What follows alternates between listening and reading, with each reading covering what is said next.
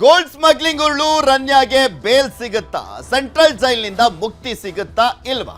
ಇವತ್ತು ಕೋರ್ಟ್ನಲ್ಲಿ ಏನೆಲ್ಲ ಆಗುತ್ತೆ? ಬೇಲ ಮತ್ತೆ ಜೈಲ?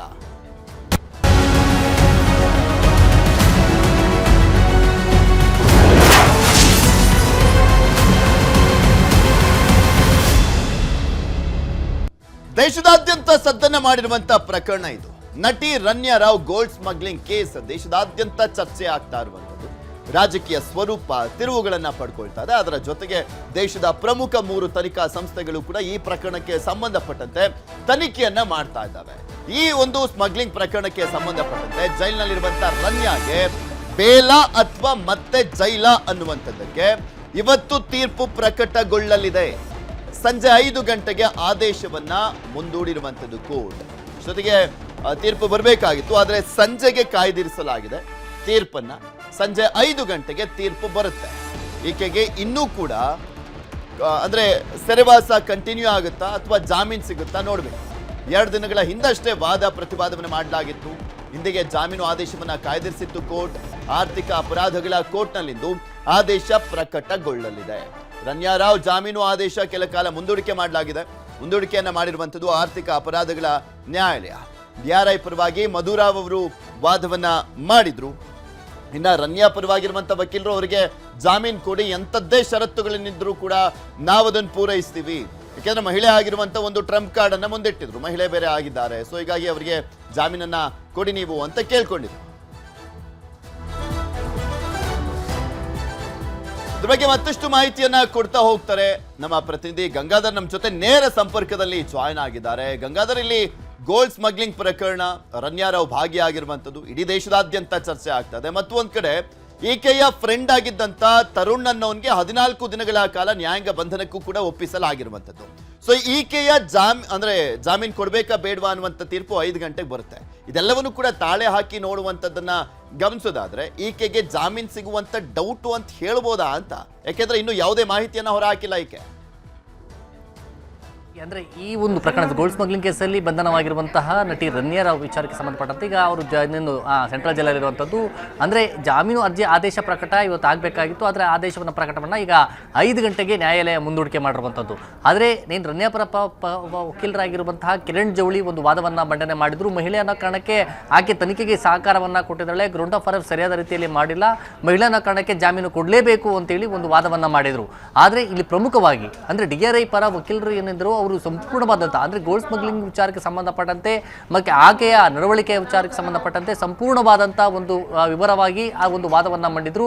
ಯಾವುದೇ ಕಾರಣಕ್ಕೂ ಕೂಡ ಅವರಿಗೆ ಜಾಮೀನನ್ನು ಕೊಡಲೇಬಾರ್ದು. ಯಾಕಂದರೆ ಈ ಪ್ರಕರಣದಲ್ಲಿ ದೊಡ್ಡ ಸಿಂಡಿಕೇಟ್ ಇದರಲ್ಲಿ ವರ್ಕೌಟ್ ಆಗಿರುವಂಥದ್ದು. ಬೇರೆ ಬೇರೆ ವಿದೇಶದಿಂದ ಇವರು ಗೋಲ್ಡ್ ಸ್ಮಗ್ಲಿಂಗನ್ನು ಮಾಡಿಕೊಂಡು ಇಷ್ಟು ದೊಡ್ಡ ಪ್ರಮಾಣದಲ್ಲಿ ಈ ಗೋಲ್ಡ್ ಸ್ಮಗ್ಲಿಂಗ್ನಲ್ಲಿ ಕೇವಲ ರನ್ಯಾ ರಾವ್ ಅಷ್ಟೇ ಅಲ್ಲದೆ ಇದರ ಹಿಂದೆ ಸಾಕಷ್ಟು ಮಂದಿ ಇದ್ದಾರೆ. ಒಂದು ವೇಳೆ ಜಾಮೀನು ಸಿಕ್ಕಿದ್ದೆ ಆದಲ್ಲಿ ಅವರೆಲ್ಲರಿಗೂ ಕೂಡ ತಪ್ಪಿಸ್ಕೊಳ್ಳುವಂಥ ಪ್ರಯತ್ನ ಆಗುತ್ತೆ. ಹೀಗಾಗಿ ಜಾಮೀನು ಕೊಡಬಾರ್ದು ಅನ್ನೋ ರೀತಿಯಲ್ಲಿ ಕೂಡ ಒಂದು ವಾದವನ್ನ ಮಾಡಿದ್ರು. ಮತ್ತೆ ಗ್ರೌಂಡ್ ಆಫ್ ಅರೆಸ್ಟ್ ಅಲ್ಲೂ ಕೂಡ DRI ಅಧಿಕಾರಿಗಳು ಎಲ್ಲೂ ಕೂಡ ಲೋಪವನ್ನ ಮಾಡಿಲ್ಲ ಅನ್ನೋ ರೀತಿಯಲ್ಲಿ ವಾದವನ್ನ ಮಾಡಿದ್ರು. ಹೀಗಾಗಿ ಒಂದು ಟೆನ್ಷನ್ ರನ್ಯಾ ರಾವ್ ಇರುವಂತದ್ದು ಜಾಮೀನು ಸಿಗುತ್ತಾ ಇಲ್ವ ಅನ್ನೋ ಟೆನ್ಷನ್. ಒಂದು ವೇಳೆ ಏನಾದರೂ ಜಾಮೀನು ಅರ್ಜಿ ವಜಾವಾದಲ್ಲಿ ಹೈಕೋರ್ಟ್ಗೆ ಒಂದು ಮೇಲ್ಮನವಿ ಸಲ್ಲಿಕೆಯನ್ನ ಮಾಡಿಕೊಳ್ಳುವಂಥ ಸಾಧ್ಯತೆಗಳು ಕೂಡ ಇರುತ್ತೆ. ಆದರೆ ಇಲ್ಲಿ ಸಿಗುತ್ತಾ ಇಲ್ವಾ ಅನ್ನೋದು ಆ ಸಂಜೆ 5 ಗಂಟೆಗೆ ಗೊತ್ತಾಗಬೇಕಾಗಿರುವಂಥದ್ದು. ಒಂದು ವೇಳೆ ಸಿಗುವ ಸಾಧ್ಯತೆಗಳು ತೀರಾ ಕಡಿಮೆ ಇದೆ ಅಂತ ಹೇಳಲಾಗ್ತಾ ಇದೆ. ಯಾಕಂದ್ರೆ ಅಷ್ಟು ಆ DRI ಅಧಿಕಾರಿಗಳ ಒಂದು ರಿಮ್ಯಾಂಡ್ ಅಪ್ಲಿಕೇಶನ್ ಅಲ್ಲಿ ಈ ಒಂದು ಸ್ಮಗ್ಲಿಂಗ್ ಕೇಸ್ಗೆ ಸಂಬಂಧಪಟ್ಟಂತೆ ಸಂಪೂರ್ಣವಾದಂಥ ಒಂದು ವಿವರವಾದಂಥ ಒಂದು ಅಂಶಗಳನ್ನು ಮತ್ತು ಈ ಸ್ಮಗ್ಲಿಂಗ್ ಕೇಸಲ್ಲಿ ಈಗೆಲ್ಲ ರನ್ಯಾ ಭಾಗಿಯಾಗಿದ್ಲು ಮತ್ತು ಅಲ್ಲಿ ಗೋಲ್ಡ್ ಸ್ಮಗ್ಲಿಂಗನ್ನು ಯಾವ ರೀತಿ ಮಾಡ್ಕೊಂಡು ಇಲ್ಲಿ ಬಂದಿದ್ಲು ಅನ್ನೋದು ಸ್ಟೇಟ್ಮೆಂಟ್ ಆಧಾರಿತವಾಗಿ ಕೊಟ್ಟಿರುವಂಥದ್ದು. ಮತ್ತೊಂದು ಕಡೆ ಪ್ರೋಟೋಕಾಲ್ ವಿಚಾರಕ್ಕೆ ಸಂಬಂಧಪಟ್ಟಂತೆ ಈಗಾಗಲೇ CID ತನಿಖೆ ಕೂಡ ಪ್ರಾರಂಭ ಆಗಿರುವಂಥದ್ದು. DIG ವಂಶಿಕೃಷ್ಣ ಆಗಿರ್ಬೋದು ಮತ್ತು ಗೌರವ್ ಗುಪ್ತಾ ಈಗ ಏರ್ಪೋರ್ಟ್ಗೆ ಹೋಗಿ ಅಧಿಕಾರಿ ಅಲ್ಲಿ ಸುಮಾರು 1.5 ಗಂಟೆಗಳ ಕಾಲ ವಿಚಾರಣೆಯನ್ನು ಮಾಡಿದ್ದಾರೆ. ಮತ್ತು ಆ ಟರ್ಮಿನಲ್ 2 ಅಲ್ಲಿ ಕೂಡ ಅಂದರೆ ಯಾರು ಎಲ್ಲಿಂದ ಹೇಗೆ ಪ್ರೋಟೋಕಾಲ್ ಅಲ್ಲಿ ಹೊರಗಡೆ ಕರ್ಕೊಂಬರುವಂಥ ಪ್ರಯತ್ನಕ್ಕೆ ಅಲ್ಲಿ ಬಸವರಾಜ್ ಹೇಗೆ ಹೆಲ್ಪ್ ಅನ್ನ ಮಾಡಿದ್ದ ಅನ್ನೋ ರೀತಿಯಲ್ಲಿ ಕೂಡ ಈಗ ಅಲ್ಲಿ ಹೆಡ್ ಕಾನ್ಸ್ಟೇಬಲ್ ಬಸವರಾಜು ಕೂಡ ಎಂಕ್ವೈರಿ ಆಗಿದೆ. ಮತ್ತೆ ಆ ಪ್ರೋಟೋಕಾಲ್ ವಿಚಾರಕ್ಕೆ ಸಂಬಂಧಪಟ್ಟಂತೆ ಹೇಗೆಲ್ಲ ಅವ್ರು ಮಾಡ್ತಾ ಇದ್ರು ಅನ್ನೋ ಬಗ್ಗೆ ಕೂಡ ಅಲ್ಲಿ ತನಿಖೆಯನ್ನ ಮಾಡಲಾಗಿರುವಂಥದ್ದು. ಈಗ ಸದ್ಯ ಅಲ್ಲಿಂದ ಅವರು ಎಂಕ್ವೈರಿಯನ್ನ ಮಾಡಿಕೊಂಡು ಅದ್ರ ಬಗ್ಗೆ ಮಾಹಿತಿಯನ್ನ ಪಡ್ಕೊಂಡು ಖುದ್ದಾಗಿ ಅಲ್ಲಿ ನಾರ್ತ್ ಈಸ್ಟ್ DCP ಇರುವಂಥ ಸಜಿತ್ ಅವರು ಕೂಡ ಖುದ್ದಾಗಿ ಅಲ್ಲಿದ್ದಂಥದ್ದು.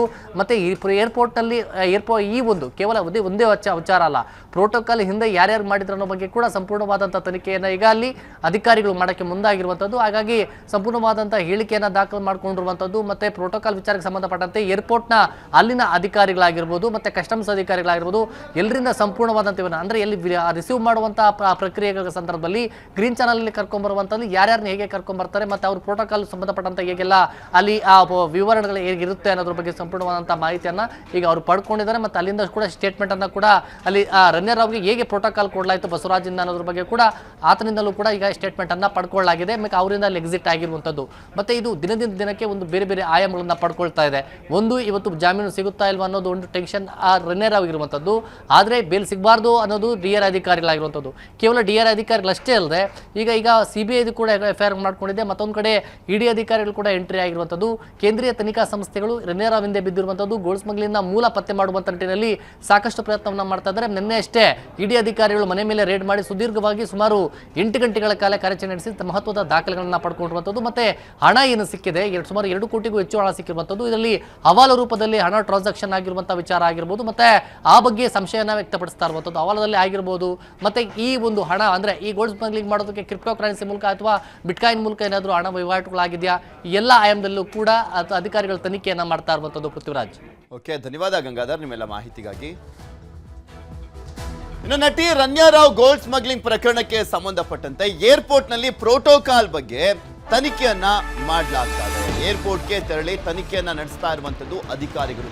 ಗೋಲ್ಡ್ ಸ್ಮಗ್ಲಿಂಗ್ ಪ್ರಕರಣಕ್ಕೆ ಸಂಬಂಧಪಟ್ಟಂತೆ ಪ್ರೋಟೋಕಾಲ್ ಯಾವ ರೀತಿಯಾಗಿ ಫಾಲೋ ಅಪ್ ಮಾಡಲಾಗ್ತಾ ಇದೆ, ಇದಕ್ಕೆ ಅಂತಾನೆ ಒಂದು ಟೀಮ್ ಅನ್ನ ರಚನೆ ಮಾಡಿ ಈ ಶಿಷ್ಟಾಚಾರ ಉಲ್ಲಂಘನೆ ಮಾಡಿರುವಂತದ್ರ ಬಗ್ಗೆ ತನಿಖೆಗೆ ಆದೇಶ ಮಾಡಿತ್ತು ಸರ್ಕಾರ. ಅದರಂತೆ ಗೌರವ್ ಗುಪ್ತಾ, DIG ವಂಶೀಕೃಷ್ಣ ನೇತೃತ್ವದಲ್ಲಿ ತನಿಖೆಯನ್ನು ಮಾಡಲಾಗ್ತಾ ಇದೆ. 1.5 ಗಂಟೆಗಳ ಕಾಲ ಏರ್ಪೋರ್ಟ್ನಲ್ಲಿ ತನಿಖೆಯನ್ನ ಮಾಡಲಾಗ್ತಾ ಇರುವಂಥದ್ದು. ಟರ್ಮಿನಲ್ 2 ನಲ್ಲಿ ತನಿಖೆಯನ್ನ ನಡೆಸಿರುವಂಥದ್ದು ಗೌರವ್ ಗುಪ್ತಾ.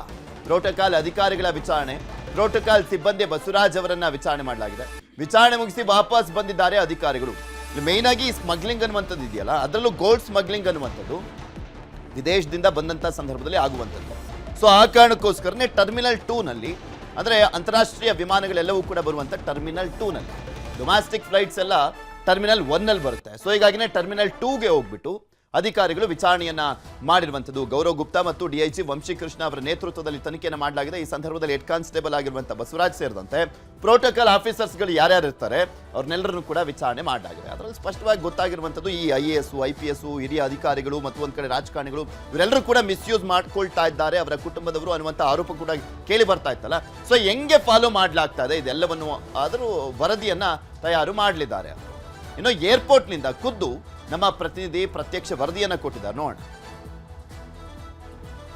ರಣ್ಯಾರಾವ್ ಪ್ರಕರಣಕ್ಕೆ ಸಂಬಂಧಪಟ್ಟಂತೆ ತನಿಖಾಧಿಕಾರಿಗಳು ಇವತ್ತು ಕೆಂಪೇಗೌಡ ಅಂತಾರಾಷ್ಟ್ರೀಯ ವಿಮಾನ ನಿಲ್ದಾಣಕ್ಕೆ ಬಂದಿರುವಂಥದ್ದು. ನಾವೀಗ ಕೆಂಪೇಗೌಡ ಅಂತಾರಾಷ್ಟ್ರೀಯ ವಿಮಾನ ನಿಲ್ದಾಣದ ಟರ್ಮಿನಲ್ 2 ಬಳಿ ಇದ್ದೀವಿ. ತನಿಖಾಧಿಕಾರಿ ಗೌರವ್ ಗುಪ್ತಾ ಮತ್ತು DIG ವಂಶೀಕೃಷ್ಣ ಅವರ ನೇತೃತ್ವದಲ್ಲಿ ಇವತ್ತು ಒಂದು ತಂಡ ಈಗಾಗಲೇ ಏರ್ಪೋರ್ಟ್ಗೂ ಕೂಡ ಬಂದಿರುವಂಥದ್ದು. ಪ್ರಮುಖವಾಗಿ ಅವತ್ತು ಪ್ರೋಟೋಕಾಲ್ ನೀಡಿದಂಥ ಅಧಿಕಾರಿಗಳ ಎಲ್ಲರನ್ನೂ ಸಹ ಈಗಾಗಲೇ ತನಿಖೆಗೆ ಒಳಪಡಿಸ್ತಾ ಇರುವಂಥದ್ದು. ಏರ್ಪೋರ್ಟ್ನ ಒಳಭಾಗದಲ್ಲಿ ಗ್ರೀನ್ ಝೋನ್ ಮತ್ತು ರೆಡ್ ಝೋನ್ ಇದೆ. ಆ ಗ್ರೀನ್ ಝೋನ್ ಮತ್ತು ರೆಡ್ ಝೋನ್ನಲ್ಲಿ ಯಾವ ರೀತಿ ಕೆಲಸ ನಿರ್ವಹಿಸ್ತದೆ ಮತ್ತು ಅಲ್ಲಿ ಯಾವ ಅಧಿಕಾರಿಗಳು ಮತ್ತು VIP ಗಳನ್ನು ಅಲ್ಲಿಂದ ಮೂವ್ ಮಾಡಲಾಗ್ತದೆ ಅಂತ ಎಲ್ಲ ರೀತಿಯಲ್ಲೂ ಕೂಡ ಈಗಾಗಲೇ ತನಿಖೆನೂ ಸಹ ಮಾಡ್ತಾ ಇರುವಂಥದ್ದು. ಪ್ರಮುಖವಾಗಿ ಅಂದರೆ ರಣ್ಯಾರಾವ್ ಅರೆಸ್ಟ್ ಆದಂಥ ದಿನ ಯಾವ ಅಧಿಕಾರಿ ಆಕೆಗೆ ಪ್ರೋಟೋಕಾಲ್ ಕೊಟ್ಟಿದ್ರು, ಅವರು ಎಲ್ಲಿಂದ ಎಲ್ಲಿಗೆ ಕರ್ಕೊಂಡ್ಬಂದರು ಮತ್ತು ಯಾವ ರೀತಿ ಯಾವ ಮಾನದಂಡದ ಮೇಲೆ ಮತ್ತು ಏನೆಲ್ಲ ನಿಯಮಗಳನ್ನ ಪಾಲನೆ ಮಾಡಿ ಆಕೆಗೆ ಪ್ರೋಟೋಕಾಲ್ ಕೊಟ್ಟಿದ್ರು ಅನ್ನೋಂಥ ಎಲ್ಲ ಆ್ಯಂಗಲ್ನಲ್ಲೂ ಈಗಾಗಲೇ ತನಿಖೆನೂ ಸಹ ಮಾಡ್ತಾ ಇರೋಂಥದ್ದು. ಪ್ರಮುಖವಾಗಿ ಗೌರವ್ ಗುಪ್ತಾ ಮತ್ತು ವಂಶೀಕೃಷ್ಣ ಖುದ್ದು ಇವತ್ತು ಏರ್ಪೋರ್ಟ್ಗೆ ಭೇಟಿ ನೀಡಿದರು. ಆ ಭೇಟಿಯಲ್ಲೂ ಕೂಡ ಸುಮಾರು 2 ಗಂಟೆಗಳ ಕಾಲ ಇಲ್ಲಿ ಏರ್ಪೋರ್ಟ್ನ ಸಿಬ್ಬಂದಿಗಳನ್ನು ಸಹ ತನಿಖೆ ಮಾಡಿರುವಂಥದ್ದು. ಯಾವೆಲ್ಲ ಪ್ರೋಟೋಕಾಲ್ ಅಧಿಕಾರಿಗಳಿದ್ದಾರೆ ಅವರೆಲ್ಲರನ್ನು ಕೂಡ ಈಗ ಪ್ರಶ್ನೆಯನ್ನು ಸಹ ಮಾಡಿರುವಂಥದ್ದು. ಯಾವ್ಯಾವ ಅಧಿಕಾರಿಗಳಿಗೆ ನೀವು ಯಾವ ರೀತಿ ಪ್ರೋಟೋಕಾಲ್ ಮಾಡಿದ್ರಿ, ಅಥವಾ ಆಕೆಗೆ ಪ್ರೋಟೋಕಾಲ್ ಮಾಡಲು ಯಾರಾದರೂ ಮೇಲಾಧಿಕಾರಿಗಳು ಫೋನ್ ಮಾಡಿದ್ರಾ, ಅಥವಾ ಯಾವ ಮಾನದಂಡದ ಮೇಲೆ ಆಕೆಗೆ ಪ್ರೋಟೋಕಾಲ್ ನೀಡಿದ್ರಿ ಅನ್ನೋಂಥ ಎಲ್ಲ ಮಾಹಿತಿಯನ್ನು ಸಹ ಈಗಾಗಲೇ ಕಲೆ ಆಗ್ತಿರುವಂಥದ್ದು. ಪ್ರಮುಖವಾಗಿ ಬಸವರಾಜ್ ಏನಿದ್ದಾರೆ ಒಂದು ಪ್ರೋಟೋಕಾಲ್ನ ಆಕೆಗೆ ನೀಡಿದ್ದ ಆತನನ್ನು ಸಹ ಇವತ್ತು ಕರ್ಕೊಂಬಂದು ಸ್ಥಳ ಮಹಜರು ಕೂಡ ಮಾಡಲಾಗಿತ್ತು. ಆಕೆಯನ್ನು ಎಲ್ಲಿಂದ ಕರ್ಕೊಂಬಂದಿದ್ದ ಮತ್ತು ಆಕೆ ಎಷ್ಟು ಗಂಟೆಗಳ ಕಾಲ ಎಲ್ಲಿಂದ ಏರ್ಪೋರ್ಟ್ನ ಹೊರಗೆ ಯಾವ ರೀತಿ ಬಂದರು ಮತ್ತು ಎಷ್ಟು ದಿನಗಳ ಕಾಲ ಆಕೆಗೆ ಪ್ರೋಟೋಕಾಲ್ ನೀಡಿದರು ಅನ್ನೋಂಥ ಎಲ್ಲ ಮಾಹಿತಿಗಳನ್ನು ಸಹ ಕಲೆ ಆಗ್ತಿರೋಂಥದ್ದು. ಒಟ್ಟಾರೆ ಕೆಂಪೇಗೌಡ ಅಂತಾರಾಷ್ಟ್ರೀಯ ವಿಮಾನ ನಿಲ್ದಾಣಕ್ಕೆ ಇವತ್ತು ತನಿಖಾಧಿಕಾರಿ ಗೌರವ್ ಗುಪ್ತಾ ಮತ್ತು DIG ವಂಶೀಕೃಷ್ಣ ಕೂಡ ಭೇಟಿ ನೀಡಿ ರಣ್ಯಾರಾವ್ ಪ್ರಕರಣಕ್ಕೆ ಸಂಬಂಧಪಟ್ಟಂತೆ ಎಲ್ಲ ಸಾಕ್ಷ್ಯಾಧಾರಗಳನ್ನು ಸಹ ಕಲೆ ಆಗ್ತಿರೋಂಥದ್ದು. ಪ್ರಮುಖವಾಗಿ ಸ್ಥಳ ಮಹಜರನ್ನು ಸಹ ಮಾಡಿರುವಂಥದ್ದು. ಏರ್ಪೋರ್ಟ್ನಿಂದ ಮನುಕುಮಾರ್ HK, News 18.